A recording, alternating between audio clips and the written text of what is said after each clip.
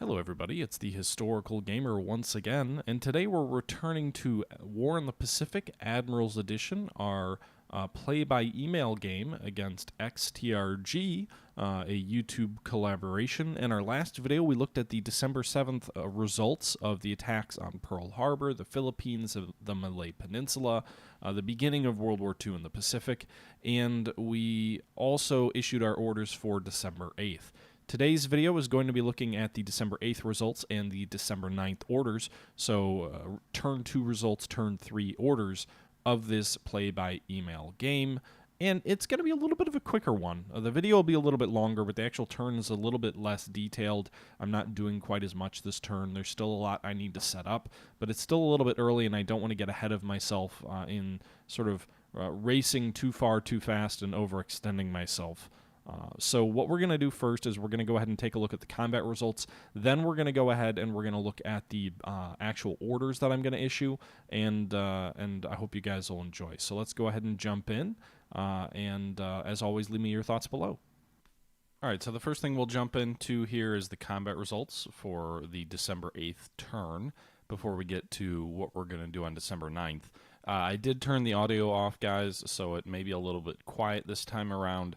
I need to look into getting some basically copyright-free music, but the soundtrack that comes with the game, which is beautiful, is a little bit, well, I guess it's considered copyrighted material. So as far as YouTube's concerned, it's not stuff I can use. With that being said, here you can see that he's continuing to land additional troops in and around the Malay Peninsula on the northern edge near Kota Baru, so I'm okay as long as he's landing a little bit further north. I was worried he might swing south, closer to Kutan or Mersing. If he would land it at either of these points, he'd have a much easier time using these roads here to cross the peninsula and cut off all my troops in the north, which is a large percentage of my strength, which could potentially allow Singapore to fall much sooner. Fortunately, landing at Kota Baru is not quite as much of a threat because he doesn't have a land route to the west to cut off the troops at Georgetown, because essentially there's a mountain range here between him and the western portion of the peninsula. He can drive south along this railway and then attempt to swing west toward Kuala Lumpur. However, the problem with that is that my troops up here are currently in strategic move mode, which means basically they're taking 3 days where they stay in position to load up onto rail cars, and then they'll get on rail cars and very rapidly move south toward my positions in and around Mersing or I forget what the name of the town is down here that I've planned to formulate my main defense. So my main intent here is to locate myself on the southern tip of the Malay Peninsula to defend Singapore for a final stand, but to get those troops out as quick as we can because it's very easy for him to cut those off if I don't withdraw quickly. And that's my plan there. You can see the Japanese are landing additional forces here. They've sustained some casualties in landing, but largely it's just disorganization. You can see these troops are disabled, but they're not destroyed, which essentially just reflects the loss of cohesion by those troops landing, an amphibious landing on the shores of the Malay Peninsula. When you go over an open beach and land somewhere, it's a bit disruptive, right? Like it's hard to keep your cohesion. So now here you'll see our destroyers are attacking an enemy midget submarine, which is a small submarine not designed to operate on its own. It's designed to essentially be carried by a larger submarine and be dropped near its target, and then it can cause some damage. These were part of the Pearl Harbor attacks, so he still has some submarines operating in and around the Hawaiian Islands that are these sort of SSKs, these midget submarines, which essentially just have a small crew of a few people, just a handful of torpedoes, and they were dropped off. They really have no feasible way of getting back to Japan. So you can see our ships are attacking them. Meanwhile, we're trying to pull some troops out of Manila, or not troops, but we're trying to pull some ships out of Manila Bay, and it appears the Japanese laid a minefield at Bataan, and as our ships are trying to cross that minefield, one of the light transports was just hit by a Japanese mine, so they obviously laid an offensive minefield between Manila and the ocean that our ships just ran into. And as part of the landings at Kota Baru, you can see a cruiser bombardment is occurring against our troops to hopefully, for the Japanese perspective, soften up our defensive positions to make them easier to overwhelm. So we'll fast forward through that. You can see here we lost just shy of 200 casualties, all non-combatant casualties, but we did lose some guns, we lost some engineers, and we lost some non-combat troops. The airbase there was also hit pretty heavily by the bombardment. Fortunately, I more or less pulled out all of my aircraft from this base, knowing that it was not something I could hold. You can see here there's 4 Japanese heavy cruisers involved in the bombardment. Okay, so we're moving on to night air operations. The Paz, which is our light transport, was sunk by that Japanese mine near Manila. And more midget submarine operations in and around Pearl Harbor. By the way, I think this is the technical term for the submarines, is midget submarine, in case you're wondering, I think. At least that's what the Allies called them. Or that's what I remember in all those videos about the attacks on Pearl Harbor. So far, good news is I haven't seen any sign of his carriers, so hopefully they're leaving our Pearl Harbor unmolested. But we'll see. We haven't quite gotten to the air actions yet. Okay, they have more small submarines operating near Hong Kong. That's interesting. I rarely see Japanese mini-subs any other time. You can see that one just launched torpedoes at a destroyer. We're claiming 2 hits with depth charges against it. I don't think those things are very sturdy, so it's possible they could sink. Remember, the outcomes that we're seeing here are all couched in the fog of war genre. So take everything you see here with a grain of salt.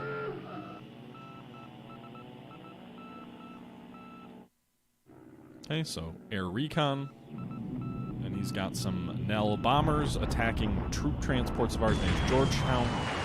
I'm not actually doing anything with the transports in Georgetown. I'm more or less just pulling them north. So these were ships that were in the harbor of Georgetown, and I'm just ordering them to sail north to India. I don't think I actually have any troops on them. I'm not evacuating anything or anything like that. So you can see here he was getting some torpedo hits on some of those ships. So he may have sunk a couple of those. 2 of those troop transports took torpedoes. And then a large air raid coming in on Clark Field. We did manage to get 21 P-40 Warhawks up.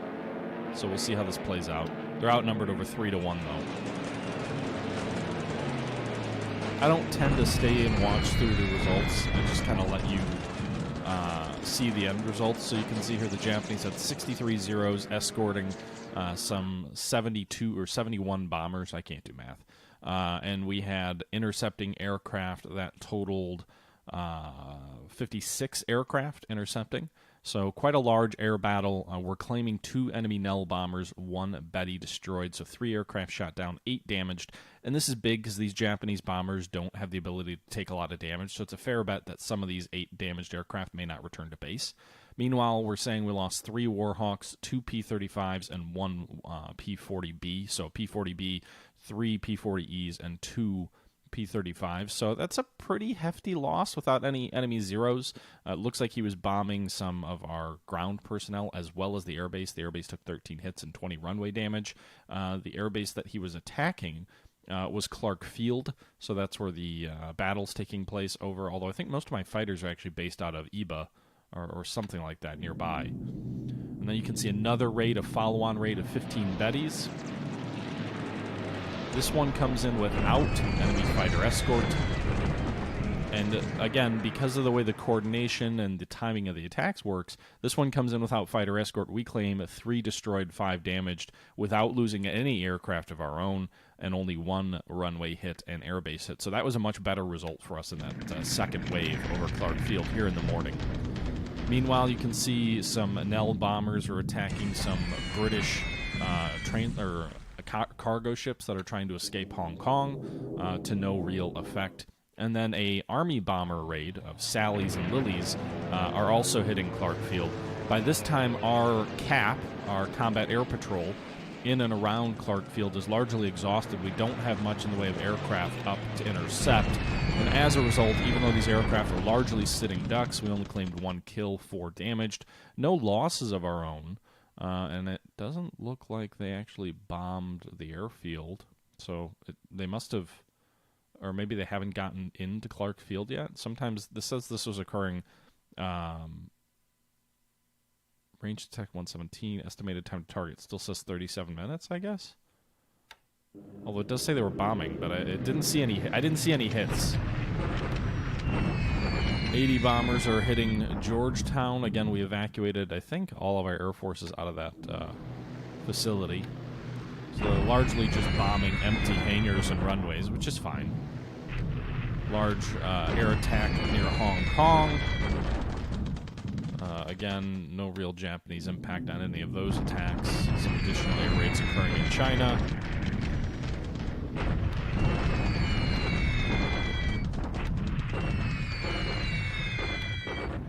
So he's beating the hell out of air bases that he's going to have to end up repairing at some point.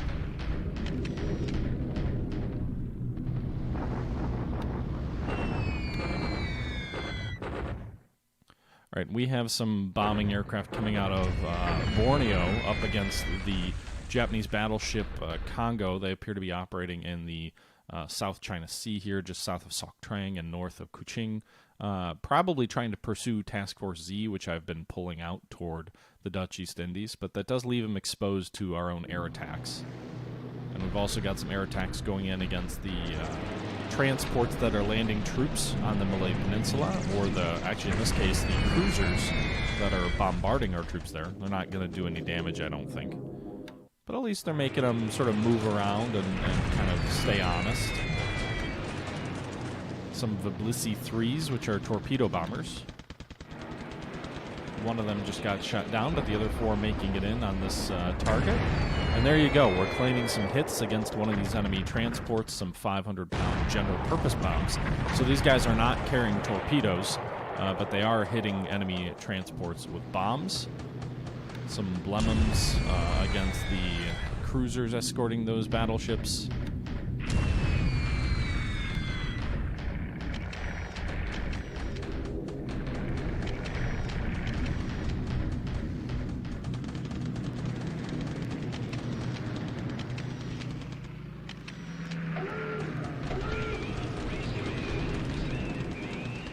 Alright, more air attacks against these transports trying to escape Hong Kong. I think we moved into the PM phase of air attacks.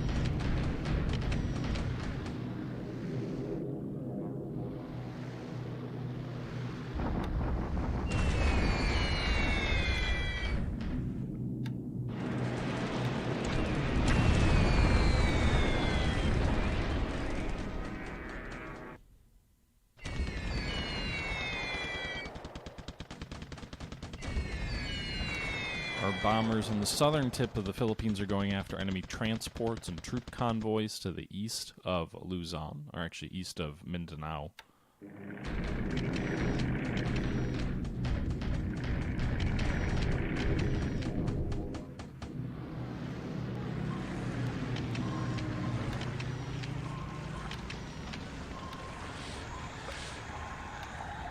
He's also got some regular-sized submarines in and around Japan.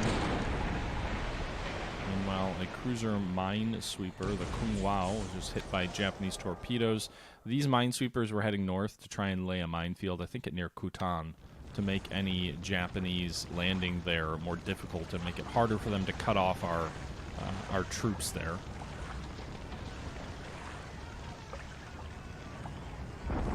Okay, so we're bombarding the enemy troops landing at Kotavaru. You can see here we actually lost casualties. He didn't lose anything.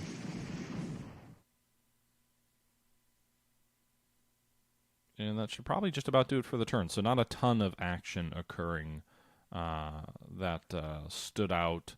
Mainly activity in and around the Malay Peninsula, but that was just about it, other than some submarine and air action occurring in China and near the Philippines. No sign of his carriers, no sign of pursuit against ours. We'll have to take a look and see what the next turn looks like.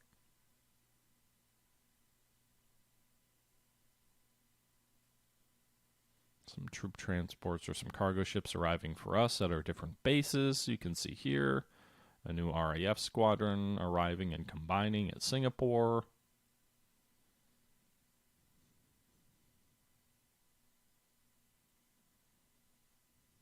The Dutch East Indies seem to be mobilizing and new squadrons are arriving there. And there you go. So next step is going to be to go ahead and jump into the actual turn and see where we're at.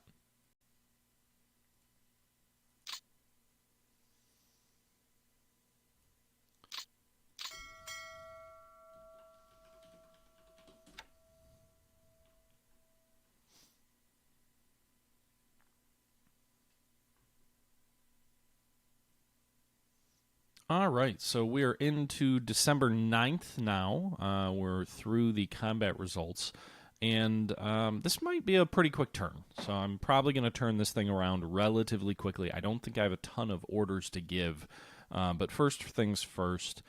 You may remember we had a cruiser task force that I had ordered to sail northeast, basically in a suicide run up here against the Japanese carrier fleet. It sailed, but there was no action that resulted from it. So you can see here the Minneapolis, the St. Louis, the Helena, all of these ships did indeed sail up that way, but did not end up doing anything. So we're going to go ahead and disband that task force. They've replenished their supplies, and we'll go ahead and just kind of let them retire. In addition to that, we're going to go ahead and disband the submarine, and we'll keep the anti-submarine warfare task force going. But I'm actually going to add a few destroyers here. You can see the ASW line up here. It tells me how potent these vessels are at anti-submarine warfare. And so we've actually got a gunboat, or a patrol craft, the Tanny, which is very good at anti-submarine warfare. And then we'll go ahead and add a few of these destroyers as well, now that we've we've sort of disbanded some of these other vessels to give it a little bit more of a hunter-killer task force capability here. I'll need to organize some more stuff against these Japanese submarines, but that's basically what it is. Our AVD is kind of trying to navigate all those subs. We sent a whole bunch of submarines out here to the east. I'll probably give them some new orders, but I'm not going to bore you all with the details. As far as we can see here, it looks like the enemy, I'm guessing these are the oilers, appear to be moving west and are a little bit further north, as well as, actually no, the oilers are over here. So he's already sent the fleet oilers, according to our intelligence, northwest of Midway Island. We don't, unfortunately, have any bomber aircraft up there to do much against them. You can see here that, at least, again, according to our intelligence here, there's a surface task force here to the east that's moving southwest, perhaps toward Johnson Island. There is a aircraft carrier task force over here that is moving west. I'm assuming this is the bulk of the Kitobaru, if not the entire, or is it Kitobaru or Kitobutai? But the Japanese carrier task force that bombed Pearl Harbor is heading west, so they don't appear to be chasing our own carriers, which have escaped here to the south. So you can see the USS Lexington is running south. I had actually ordered her to run toward Pago Pago, but I think that's probably overkill at this point. There's enough distance between our vessels and his to take a little bit of a pause. So I'm going to redirect them to Palmyra, this island over here on the south. We're going to go ahead and order them to remain on station. They'll continue making sort of combat moves, so they'll move the green inner bullseye, and if there's reasons to react enemy targets or whatever, then they can expand their speed out to this yellow. But most likely they'll just end up right around here after this turn. Additionally, we're going to move our surface task force, a heavy cruiser and destroyer minesweeper task force, to Palmyra as well, again with the retirement orders in place. And then there was one more carrier task force, which is moving at complete combat, or sort of full speed. We're going to slow these guys down to mission speed because they don't even have enough fuel to get where they're going. We'll go ahead and have them replenish at sea. So basically what that means is the smaller ships that come up to the bigger ships that have larger fuel storage, and they'll resupply from there. And then we're going to direct them east to Palmyra. Now you can see their radius is much smaller because I just ordered them to replenish at sea, which basically uses up some of their op orders and how much they're allowed to move in a given turn. So they used some of their movement points, if you will, but now they're going to progress in a more leisurely path to the east. I'm not going to allow them to retire. They're going to remain on station, so they won't return to Pearl Harbor without my orders. And we're going to do that for each one of these task forces to make sure that essentially our carriers are going to concentrate near Palmyra, and we'll keep an eye on the Japanese. If their carrier task force continues to move west, then we'll be safe. If they crank up the speed and bolt south because they think they know where we are, there should be enough separation between us and them to at least allow us that one turn without any attacks, and then we can crank the speed up again and sort of race in another direction. Now, the good thing is we've got a bunch of scouting aircraft on these islands. So Johnston Island has some Catalinas. Palmyra has some Catalinas. There's Catalinas and other aircraft operating out of Pearl. So if he does move south, we should be able to see him. My real hope here is that he keeps moving west. Our carriers sort of regroup at Palmyra, and then we swing east, north, and eventually west into Pearl and get under the umbrella of the air cover there. Our aircraft are starting to recover from the massive amounts of damage that they suffered on December 7th. You can see here we now have 112 fighter aircraft that are ready for combat. A healthy percentage of those are P-40s, which are some of our best fighter aircraft. Those squadrons' fatigue levels are all under 10, so they're all well rested, and those squadrons are getting their strength up above 10 aircraft, so they're more effective units that'll be operating out of Pearl. So 112 out of 160 fighter aircraft are ready for operations. We don't have much in the way of dive bombers. We've got about 13. But our bomber aircraft are also starting to get ready. So I think we had like 5 or like 7 ready last turn. We're up to 24 out of a total of 66. Those ready aircraft should continue to increase as we get more time between us and Pearl Harbor to hopefully make the bombing of Pearl Harbor. So hopefully make Pearl Harbor a formidable base. Meanwhile, 1 turn removed from the attack on Pearl, our runway and service damage of the facilities here are getting better. There's still moderate damage here. That's this little orangish color. But the port damage, the runway damage, the service damage is all going down, which will also make the aircraft that much more effective once all of that gets under control. Meanwhile, our battleships, there's nothing currently ready for sea. If we check out the repair facilities, we can see here the Nevada and the Oklahoma should be ready before too long. Both of them will be ready in less than a month, 24 and 21 days time respectively. They did not take much damage at all. You can see that the Tennessee's float damage is actually decreased, so I don't think we have to worry about any of our battleships actually being sunk as a result permanently from Pearl Harbor, unless he comes back and attacks us again. But these guys are going to take over a year to be back in sort of the swing of things. So you're talking 1943, really, before either the Tennessee or the California are ready to come to sea, probably around the March time frame in 1943. We may, after a month or two, once we get this float damage down a little bit more, we may order them to sea and to head back to the West Coast. They can repair more quickly there. There's more shipyard capacity there, but at least for the meantime, we're not going to. We're definitely going to do that with the Maryland, the West Virginia, the Arizona, and the Pennsylvania. You can see these are red because they're repairing, but they're repairing anchored to the pier. They're not in the shipyard. I don't have sufficient shipyard space for all of these vessels to be repaired in our yards. So you can see here the capacity of the shipyards is 92,000 tons. We actually have 119,000 tons in our shipyards, so that's going to cause all of these repairs to go more slowly than they otherwise necessarily would. So these battleships essentially are going to spend 2 to 3 months repairing along the side of the pier, and then once their float damage gets to a better situation, and once some of these Japanese submarines are cleared out, we'll send them back to the East Coast for more rapid repairs. I have confidence that all of them probably will be back in the line of battle by the middle to the third quarter of 1942. So basically everything except 2 battleships should be back at sea and operating in full strength by the second to third quarter. So somewhere between June and September, I imagine, we'll have all 6 of these battleships operating again. And that's good news because we also have the Colorado on the the west coast of the United States.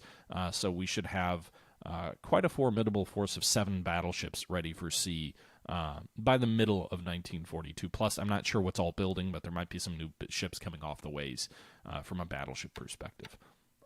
We don't really have anything else in repair. So we've got 2 cruisers which have minor damage. The Raleigh probably should be stood down and repaired. She's going to have to go into a yard as well because she did suffer 30 float damage. I'm just going to kind of leave her as is for 2 weeks. Pierside will probably move her back to the U.S. I don't want to use up shipyard space at Pearl for a light cruiser. We'll also do the same thing for the Detroit. which has some damage as well, although not nearly as much. Again, about 2 weeks. So once we get those other vessels kind of in better shape, maybe we'll do one large convoy of everything back to the East Coast. Same deal. We got one destroyer that suffered a bomb hit from the Japanese at Pearl, so it's going to be repaired as well.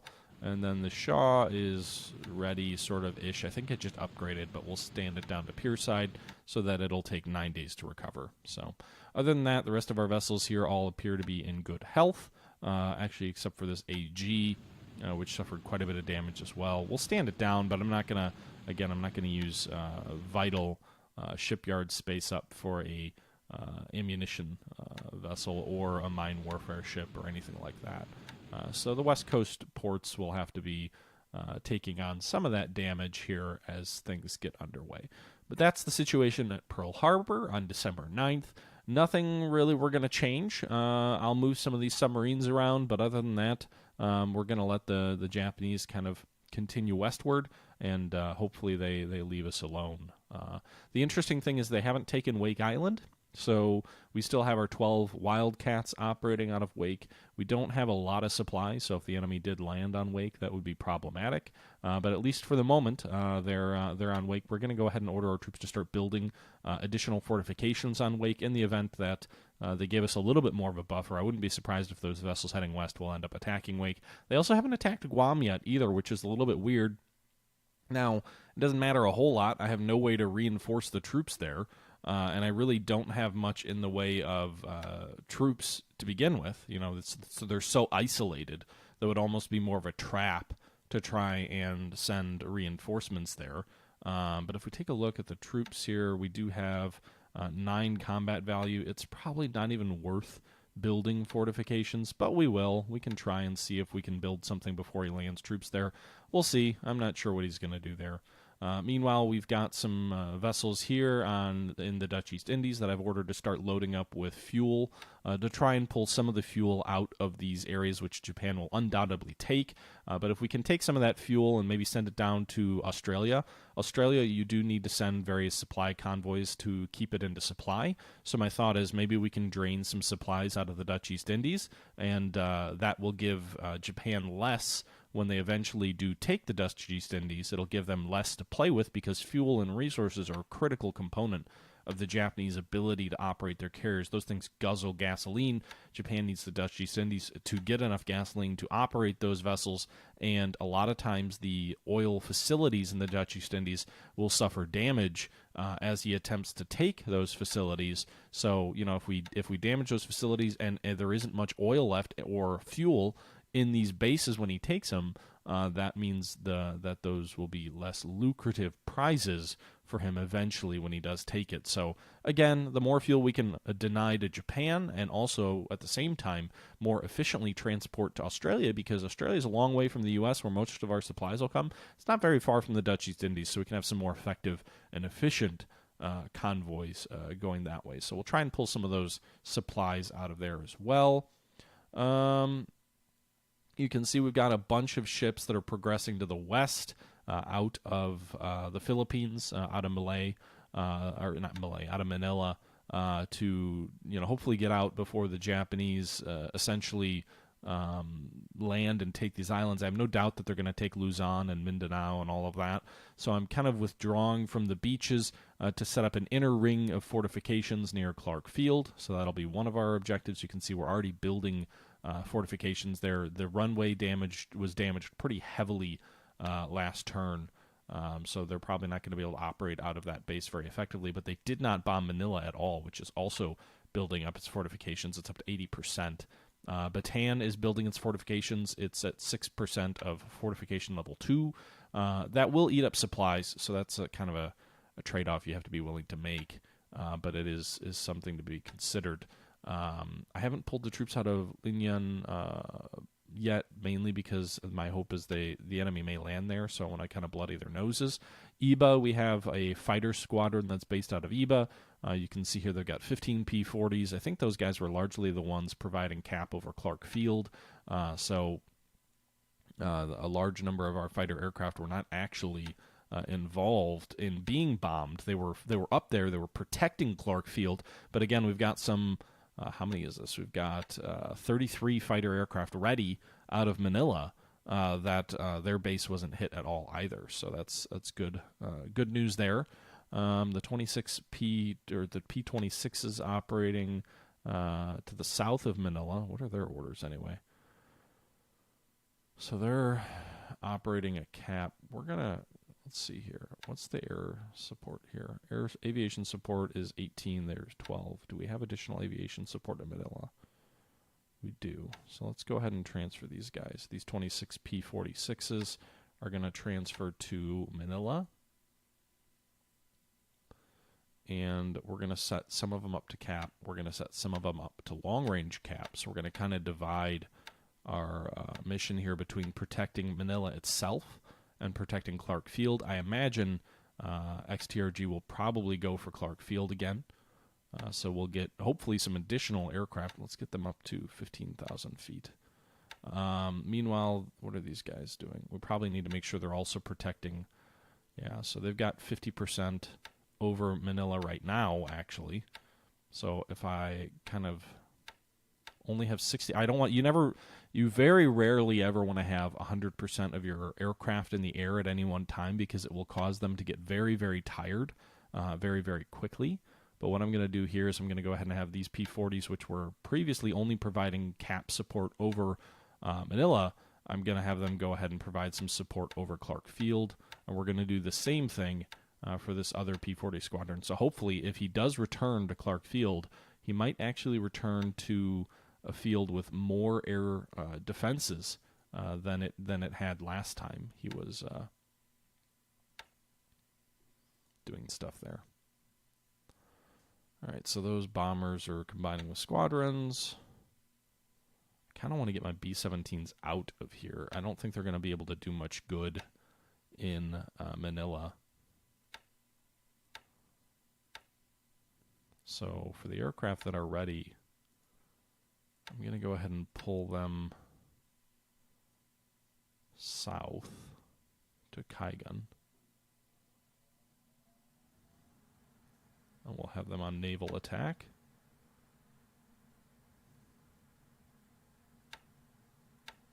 At 12,000 feet. Those are 4-engine heavies. We have some house rules around 4-engine heavies.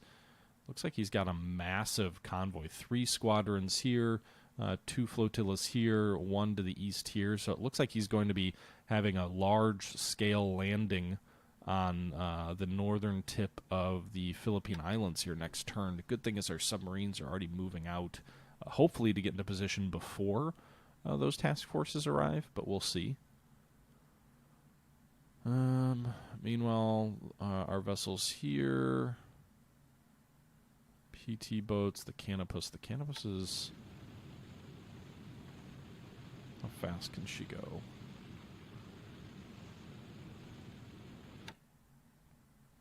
She can only make 9 knots. I think it's going to be more of a hindrance to send her to sea. Meanwhile, we're going to go ahead and have the Porpoise. It only has 3 flood damage and 1 engine damage. I'm going to order her to return to active duty.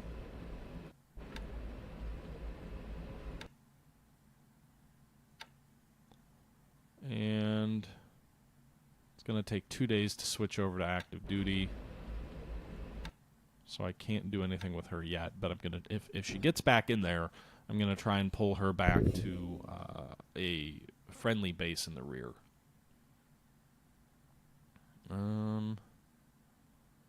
Most of the rest of this stuff is already things that I had in place. Meanwhile, I did actually have apparently some Viblisses out of Cotoparu, but I couldn't move them.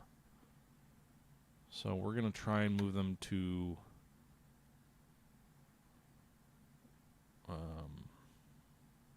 36 Squadron. Is that what they're from? Yeah.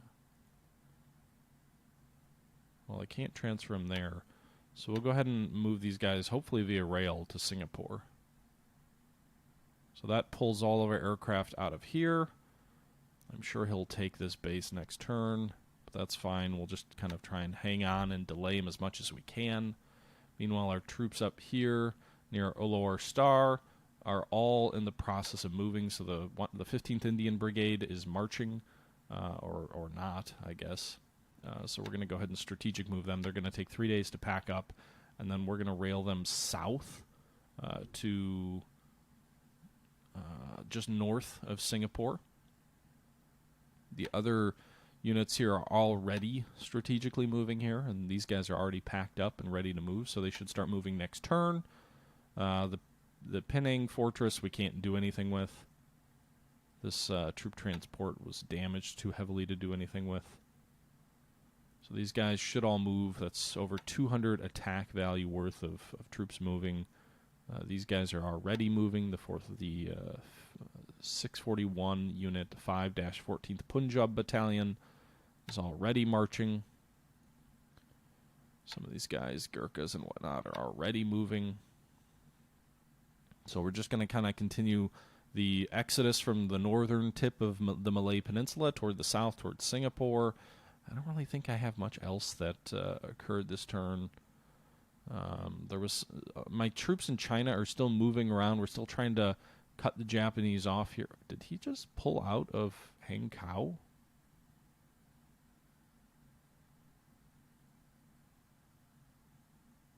Is he? I'm confused. There's no troops in Hankow, or is it just no intelligence in Hankow?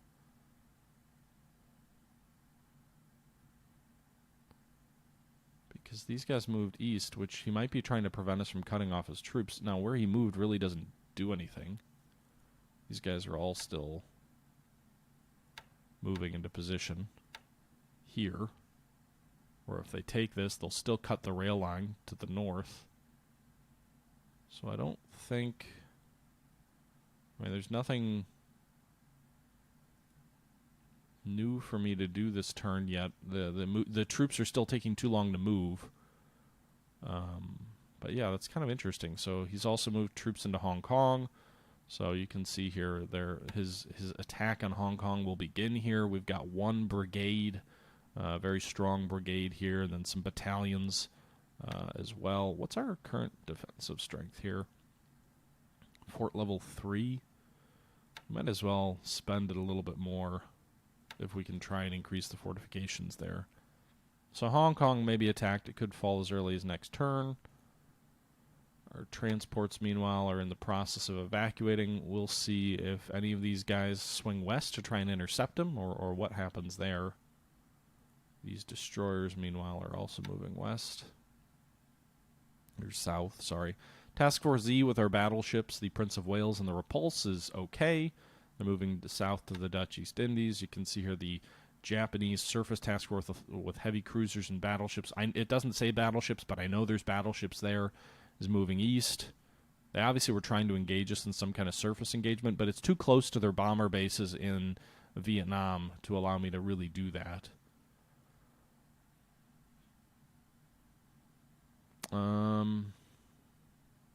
Yeah, so I think that's about it for this turn.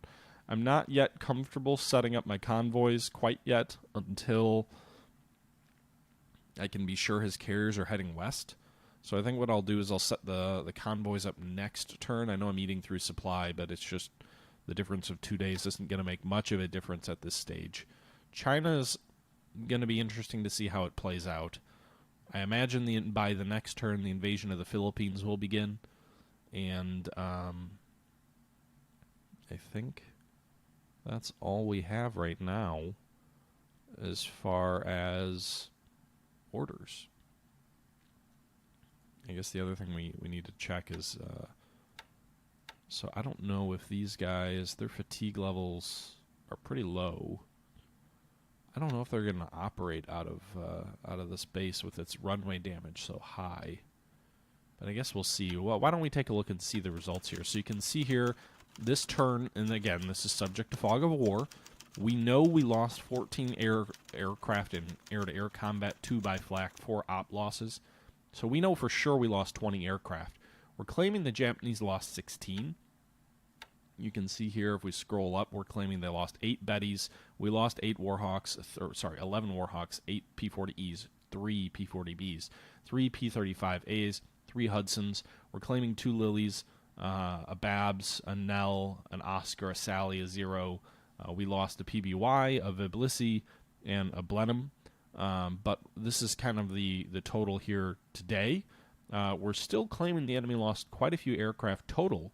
On December 7th, we're claiming 49 Zeros were destroyed by flak over the course of the campaign. One today. Actually, no, nothing by flak today. So 49 on December 7th. This number may get more accurate with time. No air groups have been destroyed on any side yet. But that's kind of the situation in the air. If we look at ships sunk this last turn, we'll see here that we lost a cargo ship, the Demosthenes, however you pronounce that here, near the Malay Peninsula via those enemy Bettys and Nells. We lost a cruiser mine ship to enemy submarine torpedoes near Mersing. We lost a light transport near the Philippines to a Japanese mine, a Filipino transport. And we lost a AV, so an aircraft tender, near Manila to an enemy bomb, a bombing raid. So those are the 4 ships that were sunk last turn. We're not claiming any Japanese ships sunk last turn. And if we go to all dates, we can see here we have yet to sink a Japanese ship. Meanwhile, here's everything we've lost so far. You can see the point value here. The most valuable thing was that Langley, that airport tender. No battleships, no capital ships, no cruisers, no carriers, none of that sunk yet. So that's all good news for us so far. If we take a look at top pilots, you can see here we have 3 pilots with 2 kills. They're all with the U.S. Army in the Philippines, and they're all in pursuit squadrons flying P-40E Warhawks. We have no one else there. We lost 9 pilots wounded, 3 killed yesterday. We've lost 10 pilots, killed, 14 wounded in the total campaign so far. This is a much more important figure for the Japanese, although our pilots start off relatively inexperienced as well. You can see here TJ Majors, a second lieutenant who has 2 kills, only has 52 experience. The Japanese pilots, you can see our experience, by the way, is generally in the 40s, 50s, one guy in the 70s. The Japanese pilots tend to be in the 70s, some in the 80s, but mostly in the upper 60s and 70s at this point in the war. But that quality will decrease. Our quality should come up. We have a better training system in this game as per real life, so that's worth calling out. No ground units destroyed at all so far, so that's good. Industry is kind of outside, like it gives us a bunch of information, but we're not managing most of our industry in detail the way the Japanese are. We can take a look at our pilot replacements. We've got over 6,000 pilots in the pool. Their average experience is 40. With the longer they spend in the pool, the more experience they can gain. You can see here the reserve pool. These are pilots that will be pulled from replacements if necessary. We've got a couple of experienced guys there, Australians, Dutch, U.S. Army, but that's kind of, this game goes into minute detail tracking individual pilots. It's pretty crazy. But I think that's all we're going to do here today. I know this was a little bit of a shorter episode, but there wasn't a ton to do. I know some of you were saying, like, oh my goodness, how does each turn take so long? Well, this was me playing through an actual turn for you. Because not a lot of these things changed. I could micromanage. I could pull an XTRG and look at some of these units and say, all right, well, these guys haven't moved. I don't have any orders for them right now. These guys over here, they've moved 20 miles. I've ordered them to move 46. But the enemy hasn't moved yet either, so there's no real pressing need to do anything at the moment. These bases are low on supply with these red exclamations and yellow exclamations. Chinese bases are going to be having supply issues probably the whole war, but there's not a lot I can do about any of that right now. There's nothing I want to change at the moment. This base down here, Lucena, is out of supply pretty much, or very low in supply, but that's because I'm pulling my supply into Manila. I'm pulling my supply into Bataan. You can see 44,000 supplies in Bataan, 3,600 at Clark Field, some 9,000 at Manila, and that's all deliberate. I'm trying to suck as much supply out of these bases along the fringe. So you can see Upper Eye has 1 supply. This base has 2 supplies. We're trying to suck all the supply we can into the Bataan area to maximize basically how much food and bullets and guns and all that we have to defend against the Japanese once they eventually encircle us down there. So just keeping that in mind. Yeah, I don't have a lot else to talk about or do at the moment. These guys, do they do naval attack.